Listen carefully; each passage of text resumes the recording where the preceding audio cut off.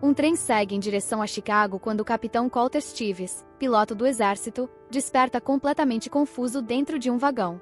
Sem saber onde está, ele percebe uma mulher chamada Christina conversando com ele e o chamando de Sean. Ainda desnorteado, Colter observa atentamente todos os passageiros. Tão distraído, sequer responde ao cobrador quando sua passagem é solicitada. Christina tenta ajudá-lo a encontrá-la, mas ele reage de forma nervosa. Quando ela pergunta o motivo de seu comportamento estranho, Colter responde que nem sabe quem ela é. Tentando entender a situação, ele deixa o vagão por alguns instantes. Ao voltar, senta novamente ao lado de Christina. Porém, ao olhar seu reflexo na janela, leva um enorme susto. O rosto refletido não é o seu. Desesperado, corre até o banheiro e confirma no espelho que está com a aparência de outro homem. Ao abrir a carteira que carrega, encontra documentos pertencentes ao desconhecido. Quando retorna, Christina continua esperando por ele, mas Colter insiste que não conhece nem Sean nem ela. Nesse instante, o trem explode.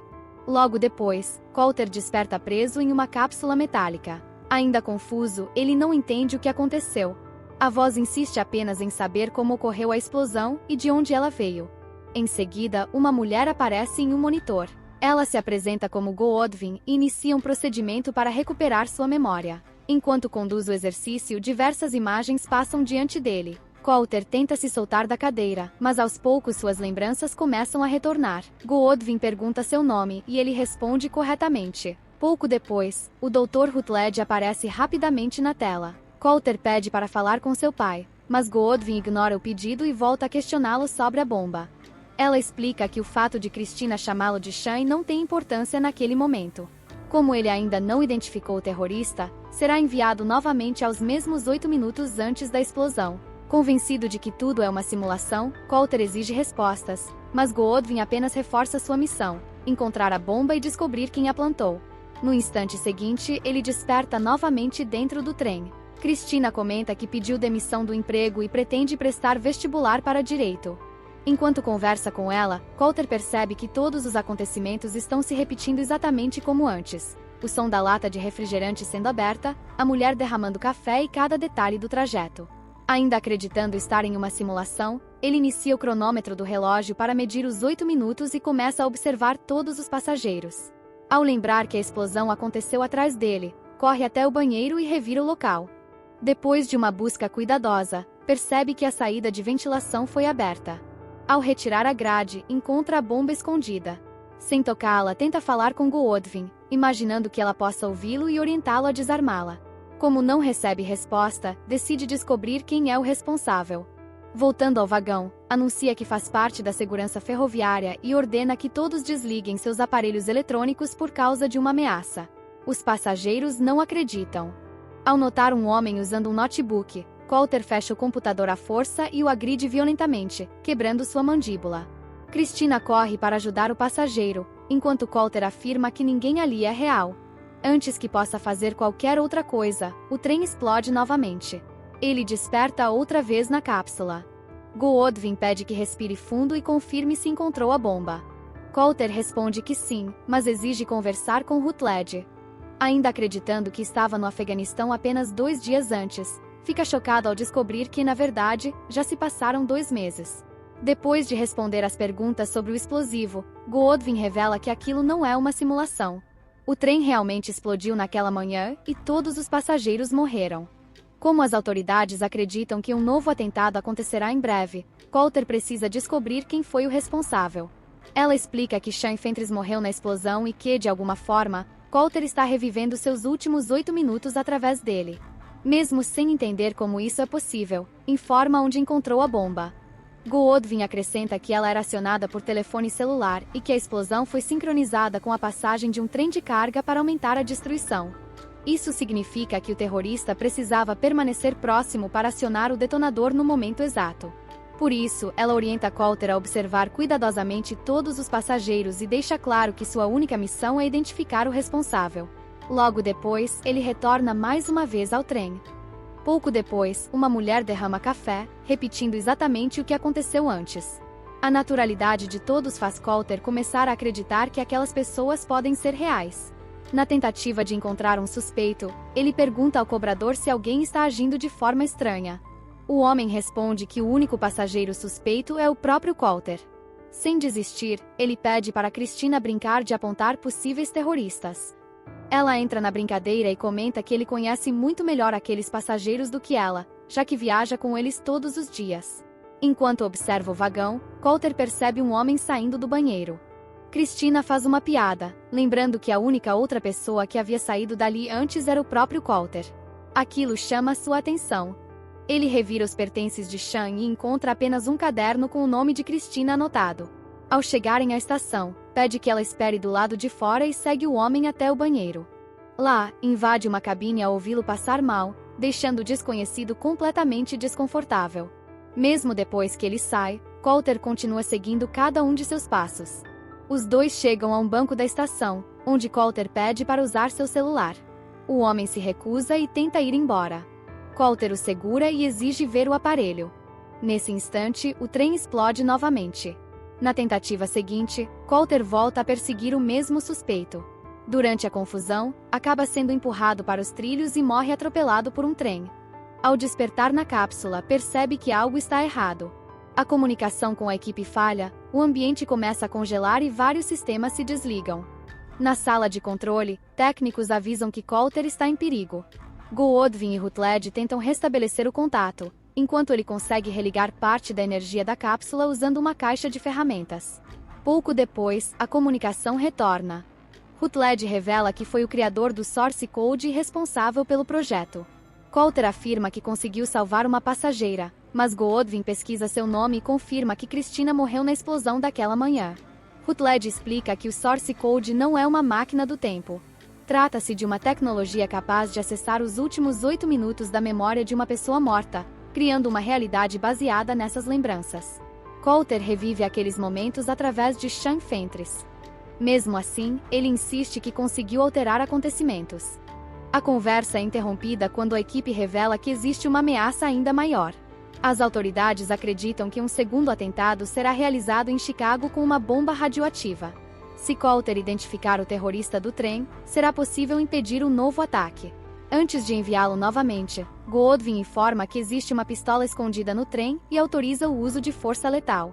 Ao retornar, Coulter demonstra tristeza ao reencontrar Christina, mas segue para o compartimento indicado. Quando encontra a arma, o cobrador o surpreende. Sem saída, aponta a pistola para ele, porém outro funcionário o atinge com o aparelho de choque, fazendo tudo escurecer. Ele desperta novamente no trem, como se nada tivesse acontecido. Com pouco tempo, pergunta a Christina o que ela faria se tivesse apenas 1 minuto de vida. Em seguida, admite que ligaria para seu pai apenas para pedir desculpas. Christina sorri e tenta tranquilizá-lo, dizendo que tudo ficará bem. Segundos depois, o trem explode mais uma vez. Durante o retorno à cápsula, Coulter passa a ter estranhas visões de Christina. Ao acordar, comenta que o plano da arma falhou e volta a pedir para falar com seu pai. Sem responder diretamente, Goodwin revela parte da verdade. Explica que somente uma pequena parte do cérebro de Coulter continua funcionando e que a cápsula onde ele acredita estar preso é apenas uma representação criada por sua mente. Enquanto ela fala, o ambiente começa a apresentar falhas e parece desmoronar diante de seus olhos. Nesse momento, Rutledge interrompe a conversa. Ele afirma que não há tempo para mais explicações, pois o segundo atentado precisa ser impedido. Revoltado, Coulter lembra que havia telefonado para Rutledge durante uma das missões, mas o médico explica que cada acesso ao Source Code cria uma linha temporal diferente. Assim, aquela ligação teria sido recebida por outra versão dele em outra realidade. Rutledge também afirma que o projeto foi aprovado pelos militares e que muitos soldados gostariam de continuar servindo ao país mesmo após a morte. Coulter responde que morrer uma única vez já é serviço suficiente.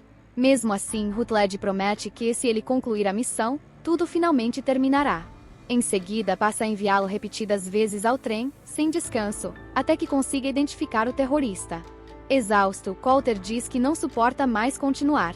Para convencê-lo, Rutledge reproduz uma gravação do pai dele lamentando nunca ter conseguido demonstrar o quanto o amava. Emocionado, Coulter fecha os olhos por alguns segundos e diz apenas: "Me mande de volta." No instante seguinte, Coulter desperta mais uma vez dentro do trem.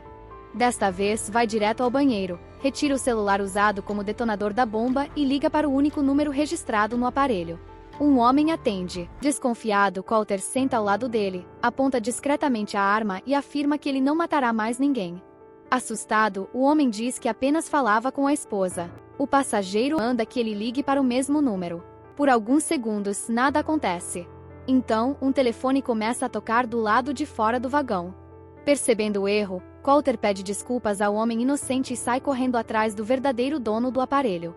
Pouco antes de deixar a estação, o suspeito coloca sua carteira dentro do trem.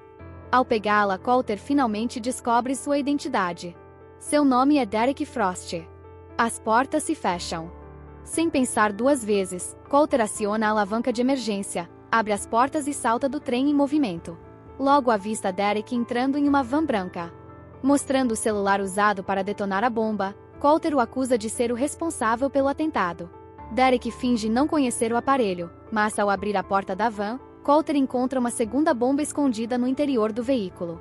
Apontando a arma para o terrorista, exige saber qual será o próximo alvo. Nesse momento, Christina aparece inesperadamente. Sem hesitar, Derek atira nos dois. Mesmo gravemente ferido, Coulter continua consciente. Aproveitando a situação, Derek revela que acredita viver em um mundo completamente corrompido e que a única forma de reconstruí-lo é destruindo tudo primeiro. Depois do discurso, ele entra na van e vai embora. Pouco depois, a bomba do trem explode novamente. Ao retornar para a cápsula, Coulter informa imediatamente a Goodwin e Rutledge a identidade de Derek Frost, descreve a van branca e confirma que a segunda bomba é radioativa. Os dois o parabenizam e dizem que sua missão foi concluída.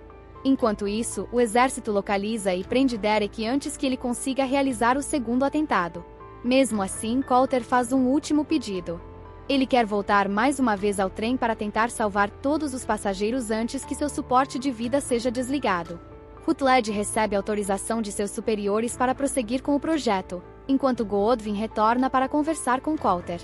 Ele volta a falar sobre a possibilidade de existirem realidades paralelas, acreditando que pode alterar os acontecimentos. Goodwin insiste que o passado não pode ser mudado, mas Coulter continua convencido de que cada acesso ao source code cria uma realidade diferente. Por fim, ele implora para ser enviado uma última vez e, após muita hesitação, Goodwin concorda. Ela afirma que, ao fim da missão, colocará um ponto final em seu sofrimento. Antes de enviá-lo, deseja boa sorte. Coulter retorna ao trem pela última vez. Desta vez, convida Christina para tomar um café. Ela aceita, sem imaginar o que está prestes a acontecer. Ele pede apenas alguns minutos para salvar o mundo. Em seguida, vai até a bomba e remove seus detonadores, impedindo a explosão. Depois, intercepta Derek Frost antes que ele deixe o trem, pega as algemas do condutor e o prende a uma barra do vagão. Usando o telefone do terrorista, liga para a polícia e denuncia toda a operação, revelando também a existência da bomba radioativa escondida na van. Em seguida, liga para seu pai. Sem revelar sua verdadeira identidade, diz apenas que é um amigo de Coulter Stevens e que, antes de morrer, ele queria pedir desculpas. Do outro lado da linha, seu pai responde que sempre o amou e gostaria de ter conseguido demonstrar isso. Emocionado, Coulter agradece em silêncio. Enquanto isso, Goodwin entra na sala onde o verdadeiro corpo de Coulter está sendo mantido e vê seu estado crítico dentro da câmara de suporte de vida. Rutledge descobre o que ela pretende fazer e envia soldados para impedir que ela desligue os equipamentos. No trem, Coulter volta para junto de Christina.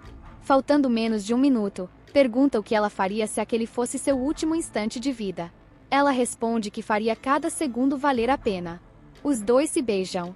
No mesmo momento, Goodwin desliga o suporte de vida. Quando os militares chegam à câmara, encontram apenas o corpo de Coulter sem vida. Mas, dentro daquela nova realidade criada pelo Source Code, a explosão nunca acontece. Todos os passageiros sobrevivem.